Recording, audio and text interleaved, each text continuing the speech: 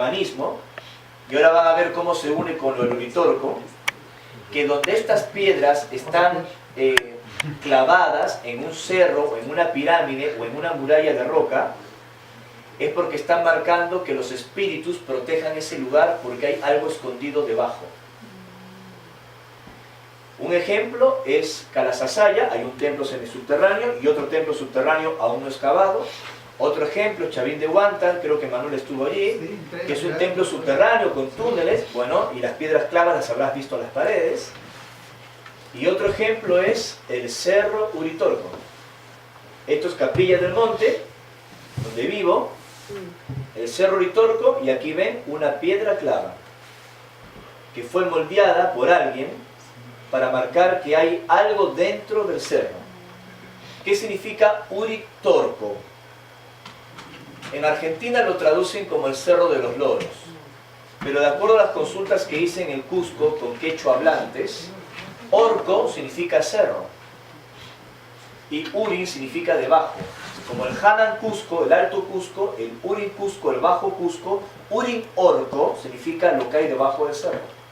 Uritorco o Urin Orco es lo que hay debajo del cerro. ¿Será acaso la mítica Ers o una base subterránea?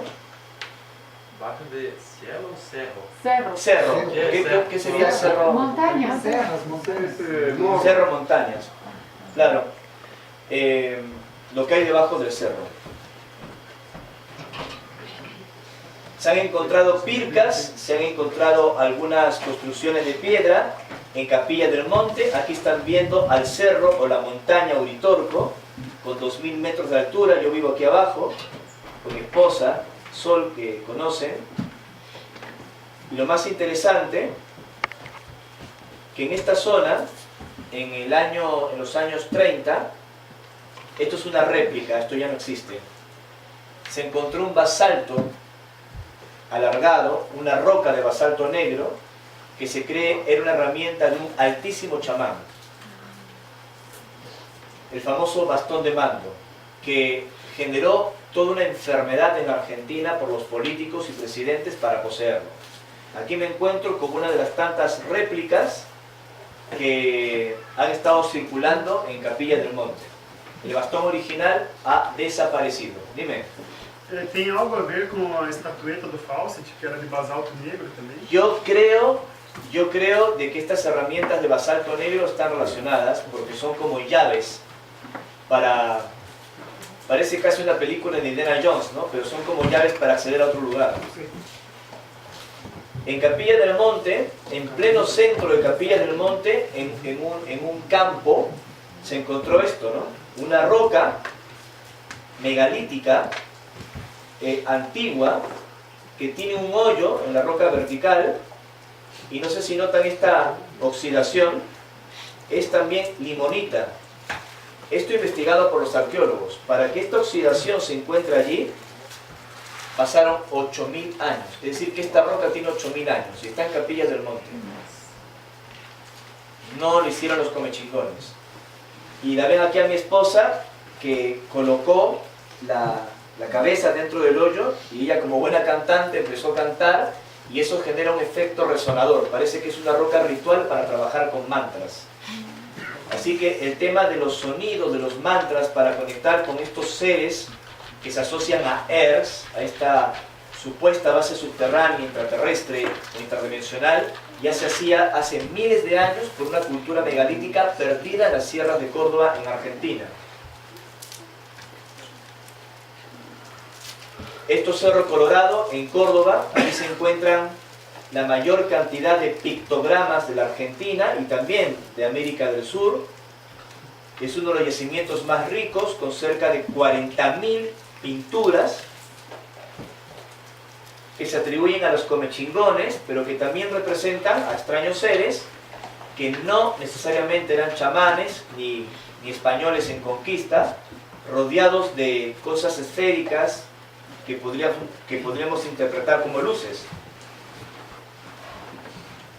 También se ha encontrado en esa zona, todo esto lo documento en mi libro, estos hoyos que en Argentina los arqueólogos de manera muy cuidadosa les llaman morteros, un error, porque los morteros eran piedras movibles para moler los granos, ¿no? Pero estos están emplazados en rocas no movibles y a cielo abierto, donde se llenaban con agua y funcionaban como espejos de agua para ver las estrellas. Estos de aquí están alineados, como pueden adivinar, con el cinturón de Orión. Algunos eran morteros, no para dar de comer a la gente, sino para moler hierbas y hacer experiencias chamánicas, porque habían identificado en Cerro Colorado, en el Uritorco o en los Terrones, allí en Córdoba, un nodo de fuerza muy importante. Ustedes podrán imaginar el revuelo que ha causado mi libro, porque se ha publicado tanto sobre Capillas del Monte y el Uritorco, y nunca ningún libro esotérico de contacto de Capillas del Monte habló de esto, no sé por qué. Nuestro libro ha sido el primero en hacer énfasis en la unión de lo megalítico, la arqueología, el contacto y estas evidencias. Para que vean que no lo encontré fortuitamente, sino basado en otras cosas, lo que ven aquí no es en Capilla del Monte en el Uritorco, sino en el Perú, en Chavín de Huántar. Y estos hoyos se llenaban con agua y representaban a las estrellas Pléyades. Así que yo creo que hubo un grupo de chamanes que fueron viajando del norte, en los Andes en el Perú, en Ancash, el lugar de contacto con los apunianos, y fueron llegando hacia Talampaya. De hecho, los primeros chamanes que estuvieron en Talampaya eran llamados diaguitas, hombre de la sierra, y eran de origen peruano. Y luego de Talampaya viajaron al Uritorco para marcar el último nodo. No quiero aburrirles con tantos datos, pero solo permítanme compartirles esta información. En mi país hay una leyenda andina que dice que el Cusco fue fundado por un personaje llamado Manco Cápac. No sé si en el colegio, en la escuela en Brasil, se hable de los incas. ¿Sí? ¿Se menciona un poco? Sí se habla en la Argentina, en Chile, porque es parte también de nuestra cultura. Los incas llegaron hasta el norte de la Argentina, norte de Chile, y otros países de América del Sur. Hoy por hoy se cree que también llegaron a ciertas zonas de Brasil. Manco Cápac, cuenta la leyenda, el mito, tenía un bastón. ¿Se entiende bastón en Brasil? Sí. Y con ese bastón marcó un lugar en el Cusco y lo fundó como un nodo de fuerza. Le llamó Cosco, que significa centro u ombligo del mundo. Pero los arqueólogos, siempre muy cuidadosos, dijeron, iba con un bastón para ver dónde la tierra era más blanda, ¿no? ¿Se entiende blando? Más suave la tierra, y como se hundió el bastón aquí, es el perfecto lugar para fundar una cultura de agricultura.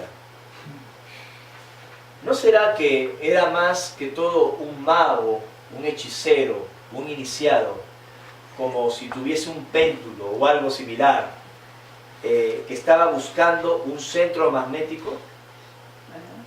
Eso es lo que habría sido Manco Cápac. Igual ocurrió con Capilla del Monte. Los iniciados de los Andes peruanos llegaron a Talampaya y en Talampaya fraguaron un bastón de basalto. Lo hicieron en una zona que se llama Mogote Negro, que es el antiguo núcleo de un volcán que cuando estalló hace 18 millones de años quedó expuesto a la superficie.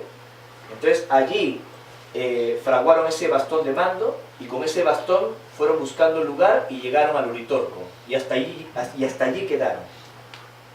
Es una historia fascinante. Esto es Perú, estas son las estrellas Pléyades que acabo de mencionar, y este es un dibujo del contactismo argentino de los años 80 que representa cómo era ERS con su supuesto laboratorio de 3 espejos y su conexión con una puerta dimensional en el Cerro Uritorco. Los primeros en hablar de ciudades intraterrenas en Argentina fue el profesor Guillermo Alfredo Terrera, un catedrático de la Universidad de Córdoba, un iniciado esotérico, y especialmente quien para mí fue el primer contactado de la era moderna de los ovnis, antes de Adamski, Benjamín Solari Parravicini. Él ya hablaba de contacto con seres de Ganímides en 1938. 1938, 38. En sus psicografías, este hombre que es considerado con justicia como el Nostradamus de América, así lo llamó mi amigo Fabio Serpa, el año 59 recibió en una psicografía, escuchen bien y si no lo entienden, si alguien me ayuda con el portugués, porque esto es importante que lo entiendan. Dice, razas extraterrestres regresarán a la Tierra. Ellas ampararán ciudades subterráneas que de ellas fueron, de estas razas extraterrestres, aún habitadas por sus naturales aclimatados. Bajarán para restablecer costumbres que fueron superiores a las nuestras, hoy desaparecidas, y las manifestarán en forma telepática. Pasando, ¿se entendió bien? Sí, sí. Pasándolo en limpio, lo que dice es que muchas de las bases subterráneas fueron habitadas por naturales aclimatados, es decir, sobrevivientes de mundos perdidos. Utilizaron antiguas instalaciones subterráneas de origen extraterrestre.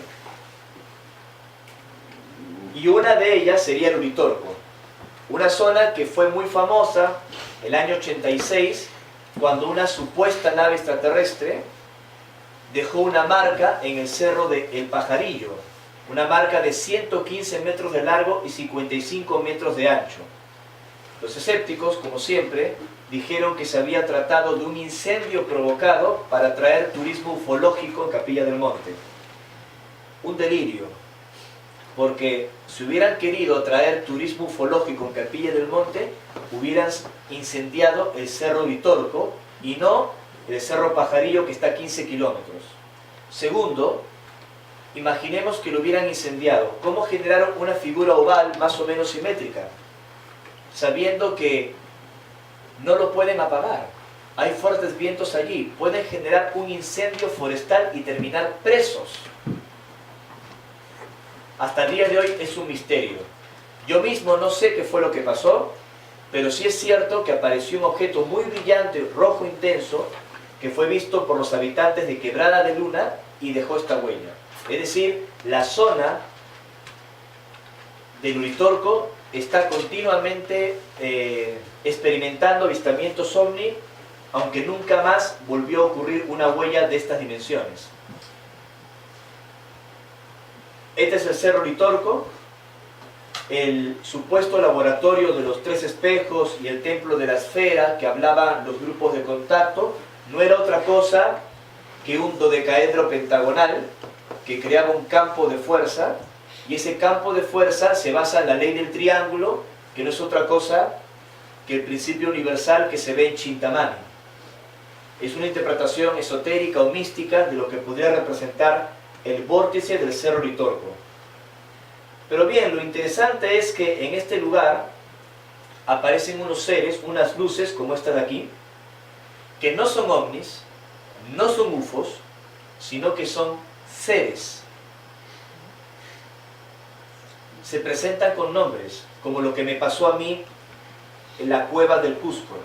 Mi nombre es Sicuma, mi nombre es Huitaicón, mi nombre es Maya, mi nombre es Epanticuama. Suenan como a nombres nativos. Y supuestamente son sus vibraciones en Irdin. Toda una mitología increíble se empezó a formar en Capilla del Monte. Por esa experiencia particular es que Trigueño llegó a la Argentina, se entrevistó con los testigos de contacto de estas experiencias y luego publicó un libro que se transformó en un bestseller en su momento llamado Erx Mundo Interno. Y el resto de la historia ya la conocen, lo que se fue tergiversando y lo que fue pasando. Uno de los testigos murió asesinado, tal vez el más importante, como fue Ángel Cristo Acoglanes.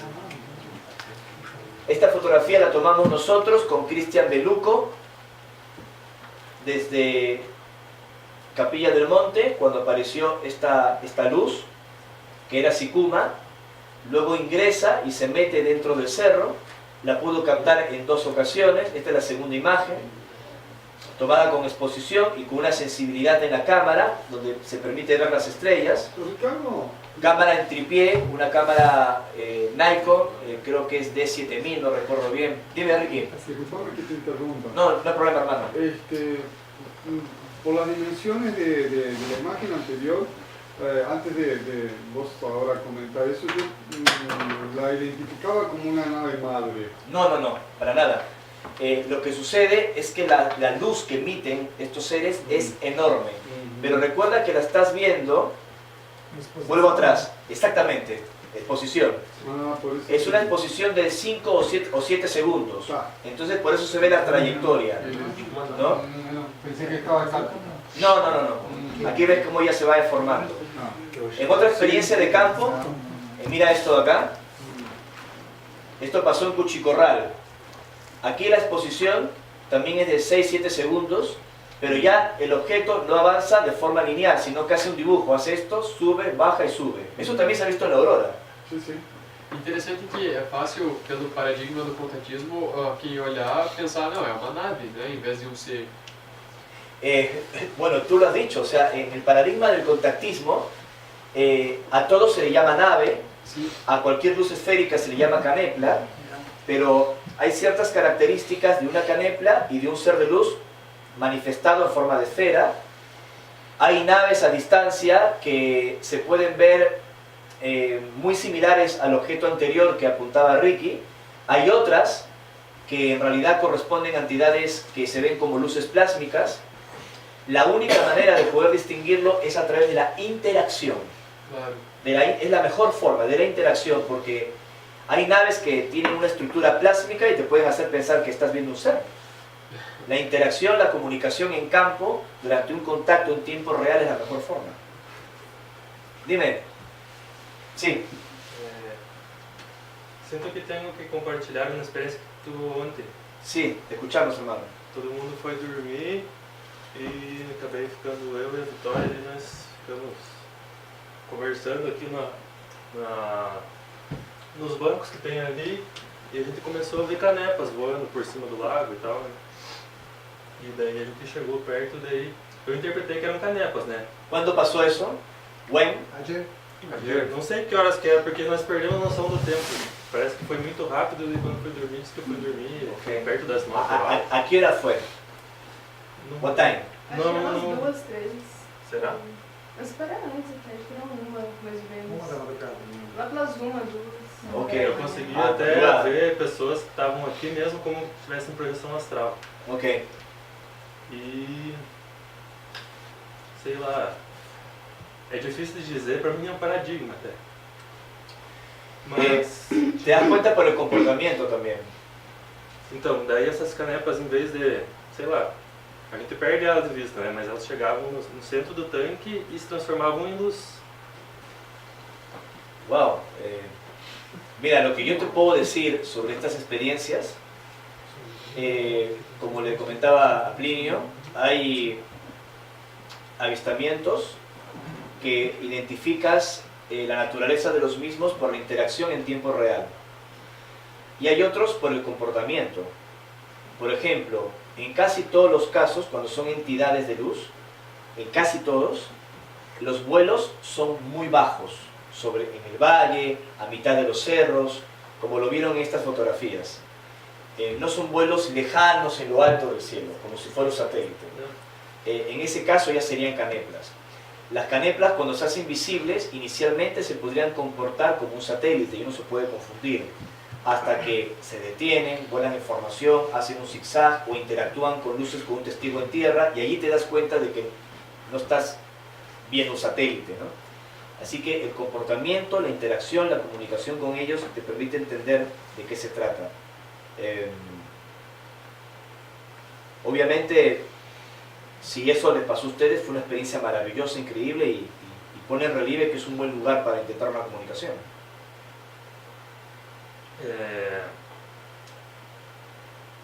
Então a gente tentou chegar até o tanque, queria ir lá, só que parecia que a gente chegava, daí tipo parava, olhava um pouco, daí a gente queria ir e não queria, sabe? Daí a gente chegou perto, daí quando a gente chegou tinha um monte de banhado, assim, mas o banhado era daqui até aí mais ou menos, a gente queria molhar um pouco o pé, mas por que nós não fomos? A gente pegou e voltou. Tienen que dejarse guiar por lo que intuyen, ¿no? Yo comprendo cuando nos reunimos en grupo a trabajar en un lugar en el campo, más allá del compartir de la información, siempre tenemos una ligera expectativa de algún tipo de experiencia. Está bien en el sentido que tratamos de adiestrarnos, prepararnos en experiencias de campo, y siempre es bonito corroborar de que estos seres están. Yo recuerdo que en un taller en Chile, en un seminario, nosotros intentamos un contacto, las condiciones se habían dado y tuvimos varios mensajes, varias comunicaciones, y también se dieron varios avistamientos y algunos con interacción con la gente, haciendo luces y todo. O sea, fue bastante corroborable la presencia.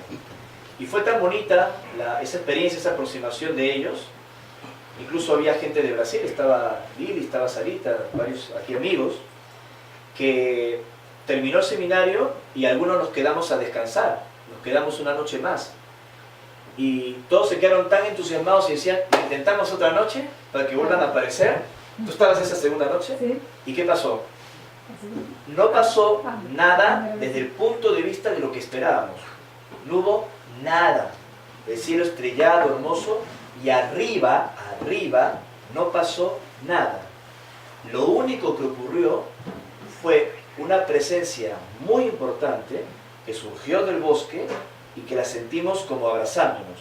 Fue una lección que a veces olvidamos, que estamos tan pendientes de ver arriba y a veces olvidamos las cosas que pasan abajo. La próxima vez que ustedes sientan ir a un lugar, si lo sienten fuertemente y no tienen dudas, vayan. Puede ser una invitación.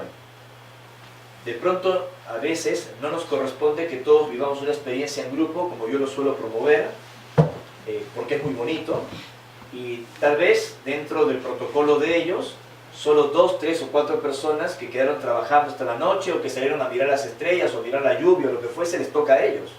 ¿Me explico? Escuchen el corazón. Un poco para terminar y hacer un break, antes de pasar los mantras. Esta es una comunicación donde ellos se identifican con nombres y se presentan como seres interdimensionales. No la voy a leer, la voy a pasar. Esto es Talampaya, donde la naturaleza moldeó la roca con figuras curiosas, son portales, son centros, son muy similares en otras regiones del mundo, ¿no? Este es el Mogote Negro que les expliqué, el cerro piramidal de basalto negro, roca volcánica, en la que se habría hecho allí, en La Rioja, en Argentina, el bastón de mando, según nuestra investigación, para ser llevado más tarde al Uritorco. También en Talampaya hay petroglifos que muestran seres extraños. Es una zona increíble, fascinante. También nos hemos fotografiado, siempre volando bajo, ¿eh? Siempre volando bajo. Parece como un espermatozoide, ¿no? Plásmico, ¿no? Uno tiene un contacto con esto y queda embarazado, no sé. Esto ya no tiene que ver con ellos, esto ya se trata de objetos, de luces en el cielo, vinculadas a naves extraterrestres. Nos hemos reunido cientos de personas en experiencias de campo, en algún momento en Talampaya, luego grupos más pequeños de trabajo, de 30, 50, 60 personas. Esto es en Capilla del Monte, encuentros con muchísima gente. Esto ocurrió en el 2015, unas 1000 personas de 22 países. Este es el Cerro Uritorco, con experiencias de campo realmente muy interesantes, avistamientos y todo. Esto es Ongamira, también cerca Capilla del Monte. O sea, esta es la verdadera Capilla del Monte, ¿no? O sea, la magia, la energía, lo que se encuentra, ¿no? No el festival alienígena, ni las cosas que hace el municipio, que lo quiere transformar en una especie de Roswell. Yo no estoy de acuerdo con eso. Son los lugares de poder que hay aquí. Miren esto. Wow. Esto es Los Terrones. ¿No le recuerda a Yumarca, Macahuasi o hasta algunas zonas en Paraúna? Sí.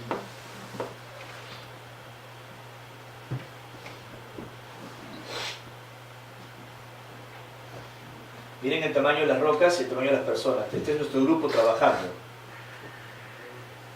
Y aquí se han dado experiencias pues realmente importantes, ¿eh? Son como antenas.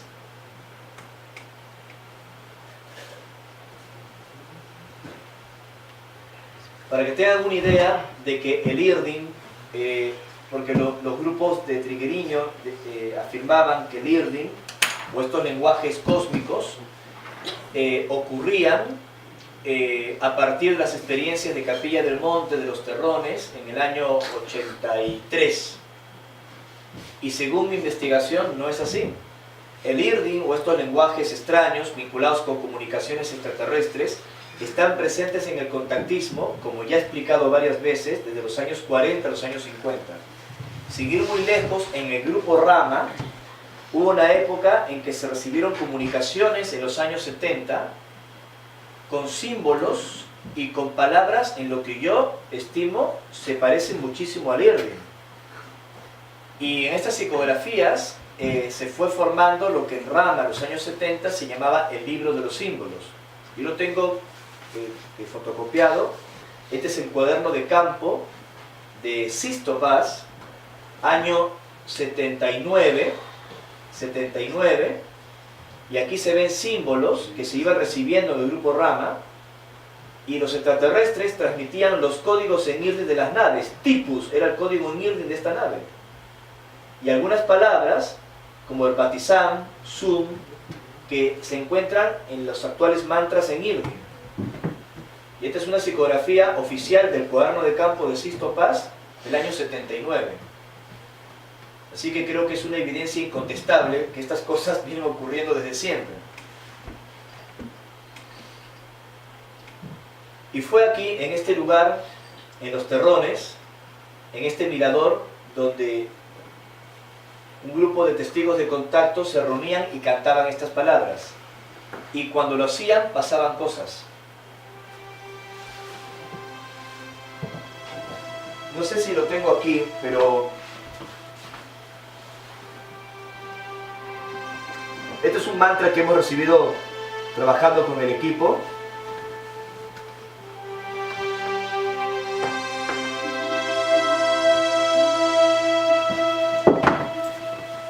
Esta es la música que nosotros compusimos para crear una especie de ambientación como cósmica.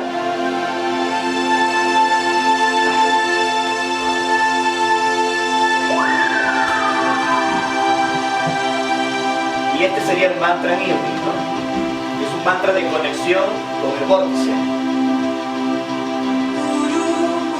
¿Lo ven aquí?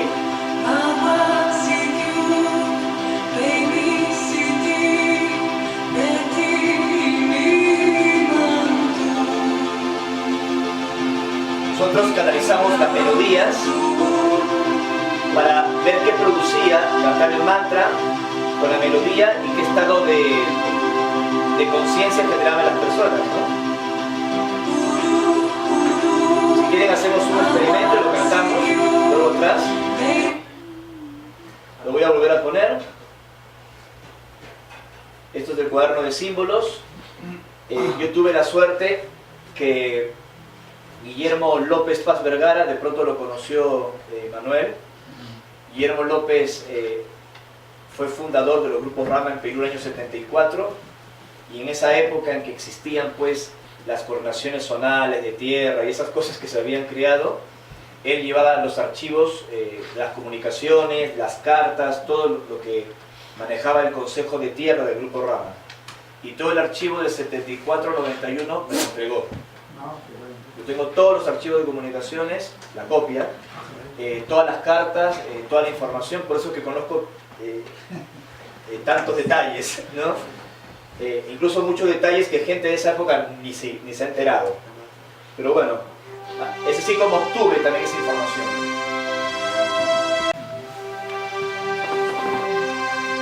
Realmente es una energía muy bonita, muy especial lo que generan estos mantras.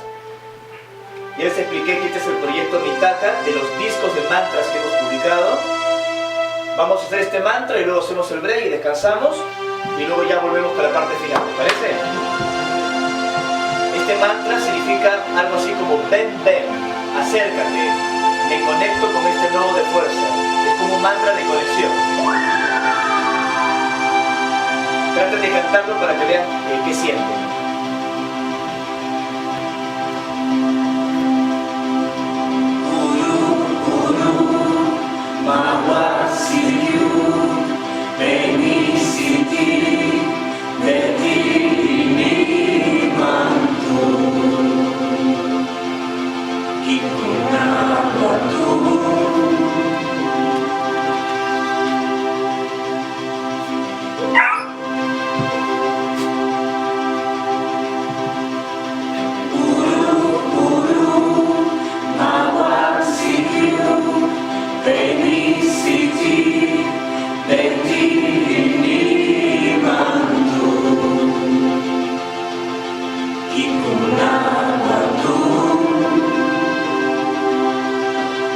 Descansamos.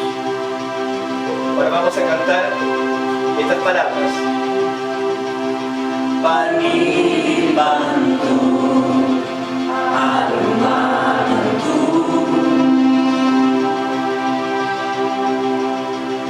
Pani Bantu Arumantu. Muy bien. Suena como un lenguaje indígena, pero en realidad no lo es. Son vibraciones, códigos.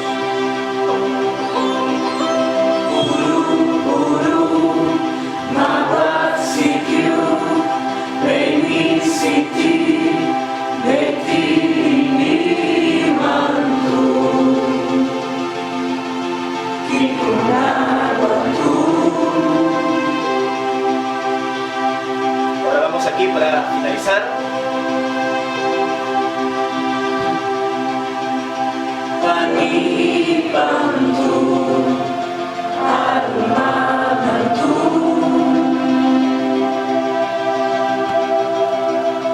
Pani Bantu Arumantu. Muy bien, muy entonados, yo estoy fascinado con este lugar. Estamos viviendo allí.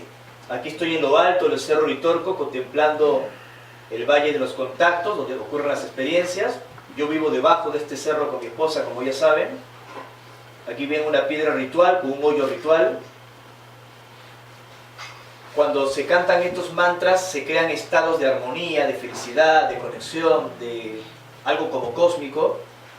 No es que funcione, ya lo dije, como un abracadabra para que aparezcan los extraterrestres. No, sino que eleva la frecuencia del grupo para estar más sensibles ante las posibles experiencias. Las enseñanzas de Ers, este libro que hemos publicado, es un conjunto de 14 comunicaciones que es interesante porque no fueron enviadas exactamente por Ivica o Antarel, con sus términos más técnicos, sino por estas entidades de luz. Y esta información habla de cosas muy interesantes relativas a los vórtices, a los autoconvocados, las experiencias iniciáticas, la información cósmica para la mente objetiva, la información cósmica para la mente psíquica, el programa de ascensión de la Tierra, la transformación de los seres humanos. Es como muy místico, muy interesante. Nos atrevimos a publicar esta información y espero que sea una herramienta también para que ustedes puedan trabajar. ¿Alguna pregunta? ¿Todo bien? En mi caso a la Argentina, donde me voy a reencontrar con mi esposa. Tenemos algunas cosas que hacer ahora que logramos como ese trocito estar en Buenos Aires, y de allí volvemos otra vez a Brasil, a Sao Paulo, donde tenemos unas actividades en la ciudad, conferencias, talleres, seminario, entrevistas en medios de comunicación. Eso se está publicando en las redes sociales, en mi página web también. Cualquier cosa, pues Lidia y los chicos lo pueden informar. Estoy muy agradecido también por la invitación de ustedes y agradecerles por todos los momentos bonitos, las risas, la buena onda, también la profundidad, lo que hemos compartido juntos. Todavía hay muchas cosas más por hacer. En esta parte final de la información que quería compartir, yo he tratado de unir diferentes temas. Si es que se me quedó en el tintero, como decimos, se quedó en el aire algún tema, alguna información en particular que dentro de esta dinámica no la mencioné y ustedes tenían expectativa de charlarlo, por favor me lo dicen y lo profundizamos. Yo solo voy a terminar con dos cosas que quería compartir dentro de este contexto. Lo de los mantras en Irdin, quisiera ahondar un poquito en ello, porque es una dinámica que estamos empleando en muchos grupos de contacto y supongo que van a ser de mucho interés para ustedes. Y por otra parte, una práctica de visualización muy interesante con la piedra de Chintamani, que he venido hablando de esto, una práctica que aprendimos en Mongolia. Luego de todo eso, podemos hacer un conversatorio de lo que ustedes consideren y vamos viendo cómo va fluyendo las cosas, ¿no? Cómo se va desarrollando. Después del seminario y de la cena, unos minutos voy a hablar con algunas personas que sé que van a hacer un viaje, van a hacer una expedición, charlamos unos minutos, a mí me interesa escucharles y también combinar pues trabajos en el futuro de lo que se va a realizar, sobre todo en el mes de agosto. Así que Manuel, estamos sacando el jugo. Sí, Estamos sacando el jugo. Bueno, lo que están viendo aquí son algunos símbolos en Irdin. Es decir, lo que escucharon cantarse se escribe así. No me digan que lo lea. Sencillamente se observa y se siente. Se observa y se siente. Y fluye en algunas comunicaciones psicográficas. Voy a sentarme aquí, ¿vale? Porque el remoto lo tengo desconectado.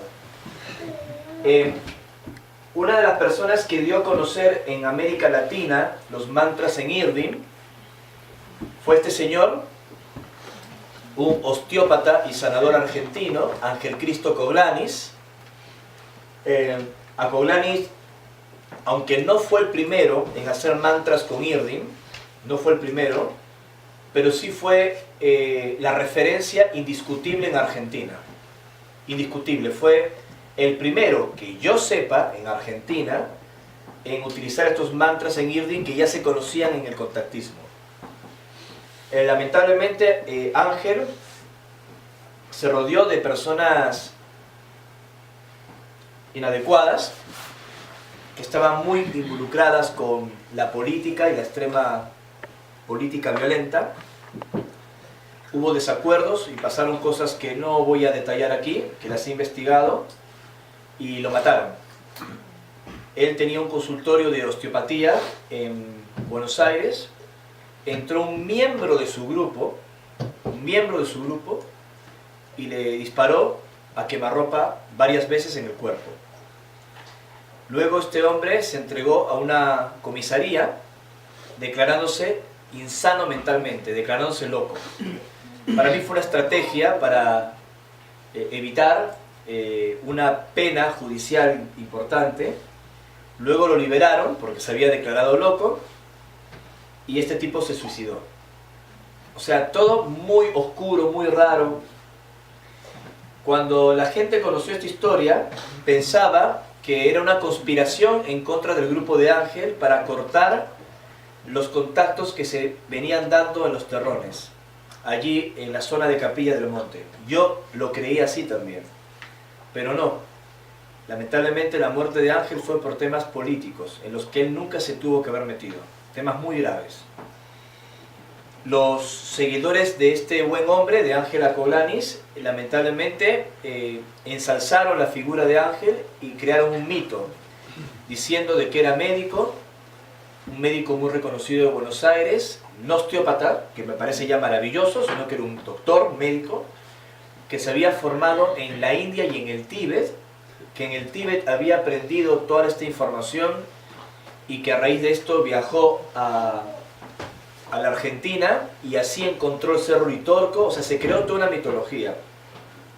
Lo cierto es que la propia familia Coglanis, la familia de este hombre, dijo que Ángel nació no en Grecia, como se había dicho, sino en la ciudad de Rosario, que ni siquiera terminó el colegio, que no era médico, sino que era un osteópata muy prestigioso, muy sanador, con una habilidad para sanar extraordinaria, y nunca fue al Tíbet.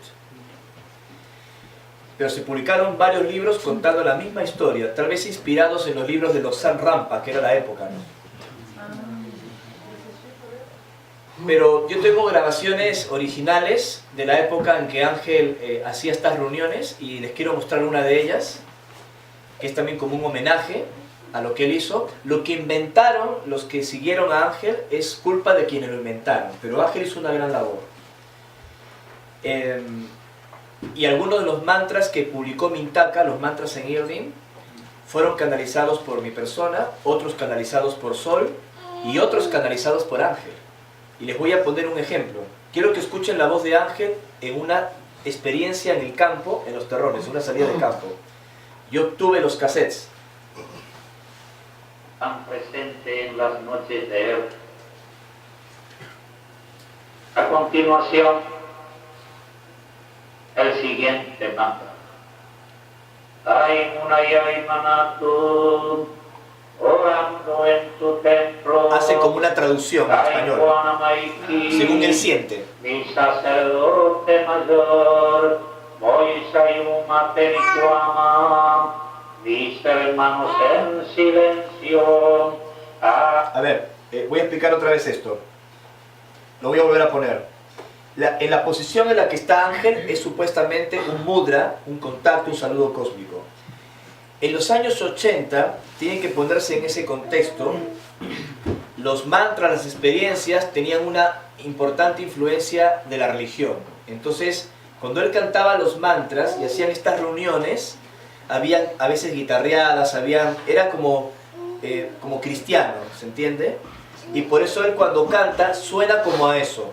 Pero si despojamos ese contexto misticón, religioso, y solo nos quedamos con los mantras y la vibración de la voz de este hombre, van a notar que era algo muy potente, ¿vale?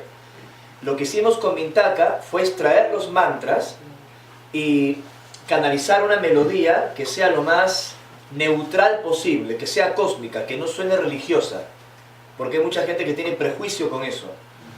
Tan presente. Ahora escuchen otra vez, ¿no? A continuación, el siguiente mantra.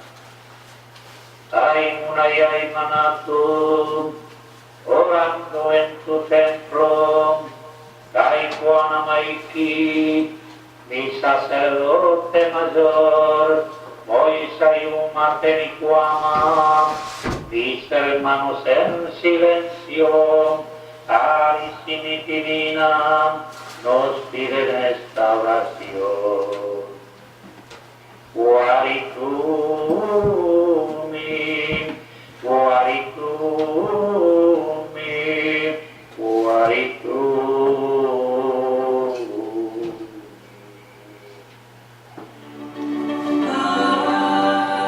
Y nosotros lo grabamos así con Mintaka.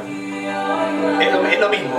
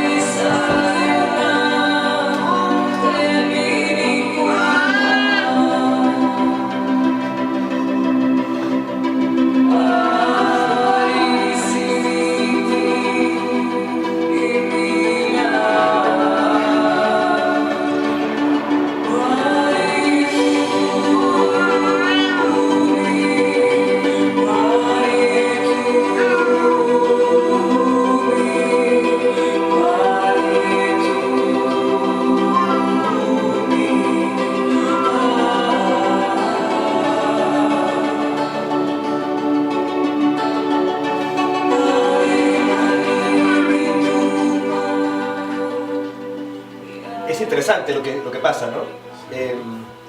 Tratamos de rescatar un poco, reconociendo la labor de otras experiencias de contacto, de otros personajes en la historia del contactismo, y que no se perdiera solo por los prejuicios de que suena religioso. Entonces, el mantra corroboramos que era auténtico, que era un mantra de contacto, de los tantos que hay, que lo experimentamos en el campo. Nosotros mismos habíamos recibido algunos, como el mantra de los discos solares, y así creamos el proyecto de componer una música que pudiéramos canalizar, que pueda engarzar los mantras con una perspectiva lo más neutral posible, lo más cósmica posible, que nos lleva a la experiencia.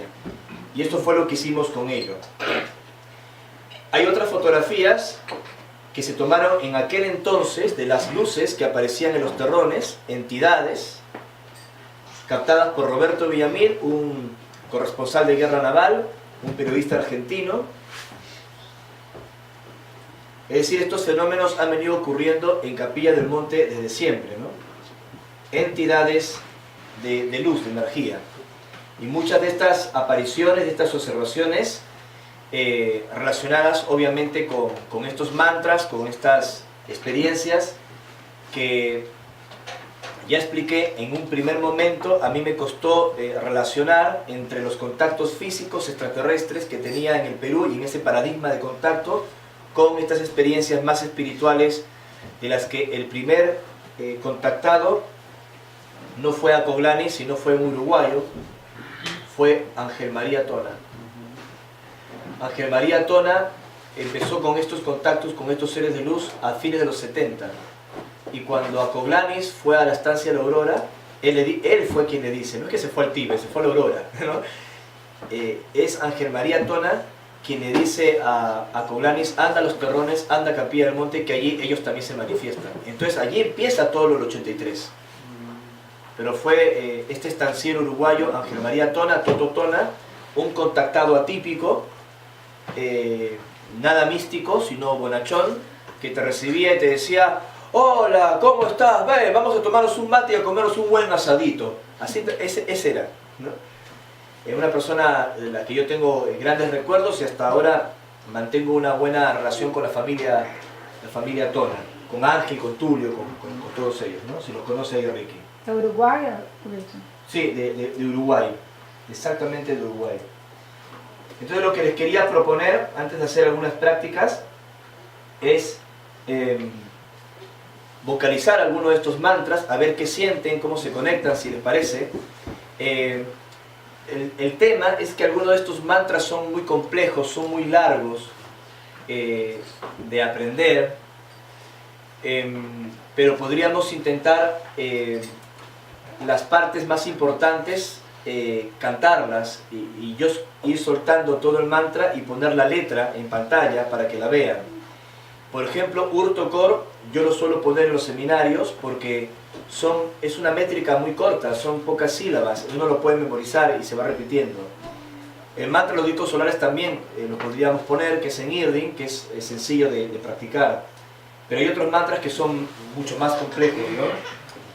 Aquí les voy a abrir parte de un archivo musical que tengo en la computadora.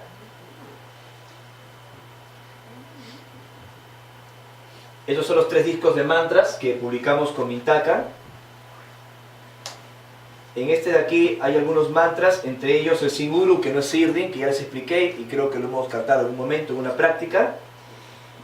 Y este es un mantra en Irdin canalizado por nosotros, que son los discos solares. El objetivo de ese mantra es conectar con los 13 centros que ya expliqué, que se encuentran repartidos en el espinazo oriental del anillo de fuego, es decir, en esa zona activa en las Américas. Es una manera de tomar esa energía y utilizarla para prácticas de radiación. Lo voy a dejar para el final por el objetivo que tiene. Después, en este disco, que lo va a encontrar en nuestra página oficial en internet, va a encontrar algunos mantras muy interesantes, como por ejemplo el Urtokor, que vocalizamos en un momento, o Watuma Siminantu, que es un mantra muy bonito, que está relacionado a reconocerte como parte de una familia cósmica. Watuma Siminantu es uno de los mantras que canalizó el grupo de Acoglanis y significa sacerdotes del cosmos. Es una manera de reconocer que eres parte de una familia cósmica y no ver separación con esas otras entidades. Yo empezaría con este, si les parece. Déjenme buscar aquí las letras, ojalá. Tuve que conectar un...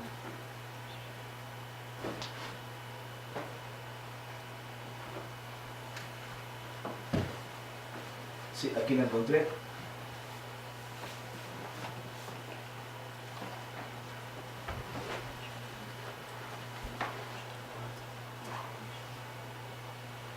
Voy a buscar el archivo.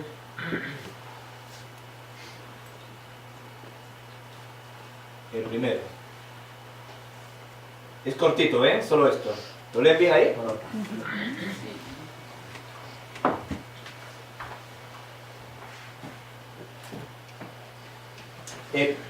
Voy a apagar la luz. ¿Saben por qué se apaga la luz cuando se hacen ciertas prácticas? ¿Lo saben? Para reduzir o nível do cortisol. ¿Ah? Para reduzir o nível de cortisol. Claro, tiene que ver un poco con eso, pero más con la sensibilidad de la glándula pineal. La glándula pineal es la glándula de los sensitivos, de los artistas, de los dibujantes, de los músicos, de los bailarines, o sea, tiene que ver con el arte.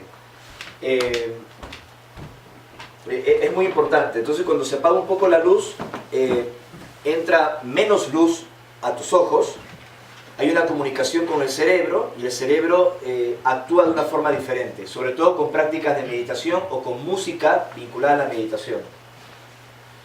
Esto lo sabían los antiguos egipcios y ahora las neurociencias lo han confirmado. Vamos a ponernos cómodos y vamos a hacer la práctica de este mantra solo para que vayan sintiendo qué produce y cómo funciona.